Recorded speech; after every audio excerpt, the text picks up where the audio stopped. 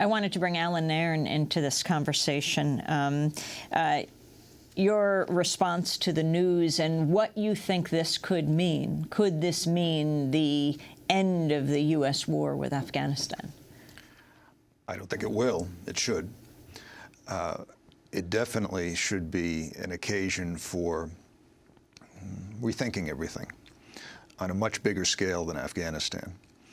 The first thing that struck me was seeing the Americans out in the streets celebrating, outside the White House, outside the old World Trade Center site, people cheering, people exultant. And while some of that may come from bloodlust, I think a lot of it comes from a sense of justice. People like justice. They want to see it. And in this case, I think many people have the feeling, well, he got what he deserved. This was a man who had massacred civilians. He got what he deserved. And there's a lot of truth to that.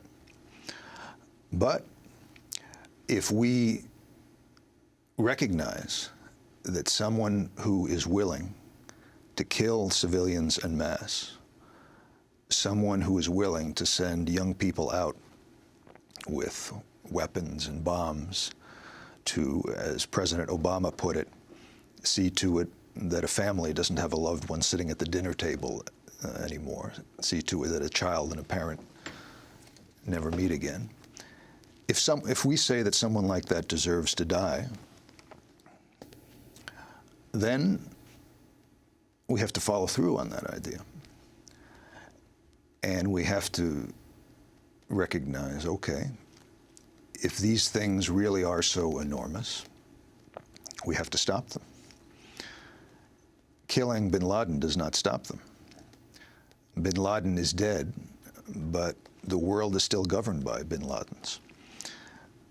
People cheer because they thought they saw justice, but this was not justice delivered by, a kind of rough justice delivered by victims. This was one killer killing another. A big killer, the United States government, killing another, someone who's actually a smaller one, bin Laden. And the bin Laden doctrine that to take out the CIA office that was at the World Trade Center, it's okay to blow up the whole World Trade Center, to teach Americans a lesson, it's okay to slaughter thousands of Americans. That doctrine lives on in the American White House, in the American Pentagon.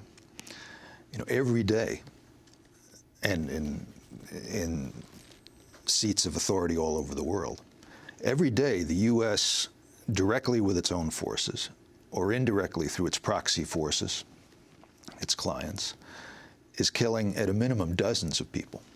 I mean, just since Obama came in the one limited area of drone strikes in Pakistan, something like 1,900 have been killed just under Obama.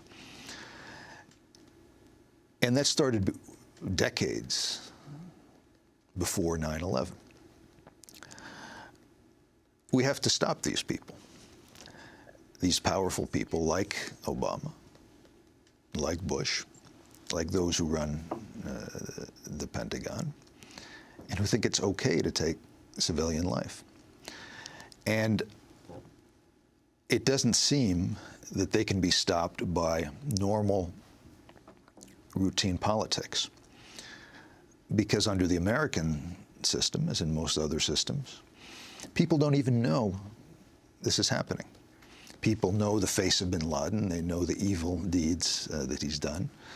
They see that he's dead, and they say, oh, great, we killed bin Laden. But they don't see the other 20, 30, 50, 100 people who the U.S. killed that day. Many of them children, many of them civilians. If they did, they probably wouldn't be out in the street cheering about those deaths. You know, we've got to stop this practice, and Americans aren't doing it. Egyptians, Tunisians are doing their part. They've risen up against the repression they face. I think we need an American uprising if we're to put a stop to this kind of killing of innocent people. And we need an American Romero, someone like Archbishop Romero of Salvador, who, in the face of massacres, of daily massacres, of what in the end was more than 70,000 Salvadorans, stood up and said to the army of his country, "Stop the repression. Defy your orders to kill, because there's a higher principle." About a little more than a week ago, I was in El Salvador and visited Romero's old home, which I'd never been to before, and saw that on his bookshelf he had Why Not the Best, a campaign book by Jimmy Carter, which he'd apparently been reading. Romero wrote to Jimmy Carter in his capacity as the Archbishop in 1980, asking Carter to stop supporting the Salvadoran military that was slaughtering his people. And from what I know of Romero, he probably really believed that Carter would respond. He didn't. Carter kept sending the aid, and within weeks, Romero himself was assassinated by a death squad that had originated from U.S. backing. Writing letters didn't work in that case, and it doesn't work here. You know, we've got to put a stop to this. Bin Laden is dead, and Bin Ladenism, if you want to call it that, should die also. We're going to break and come back to